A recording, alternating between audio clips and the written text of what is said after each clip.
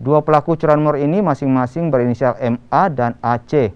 Keduanya diketahui masih remaja dan ditangkap di Jalan Gatot Subroto, Kecamatan Talok, Kota Makassar, Sulawesi Selatan. Dari hasil pemeriksaan, polisi menyita 1 unit sepeda motor yang diduga sebagai barang bukti pencurian.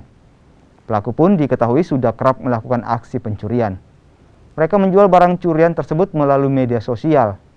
Keduanya kini ditahan di Mapolsek Tamalan Rea dan terancam kurungan di atas 5 tahun penjara. Untuk penangkapan pada kejadian tersebut, kita amankan 2 orang pelaku. Berdasarkan pengembangan awalnya, kami koordinasi dengan Polsek Talok. Pelaku diamankan dalam kasus busur.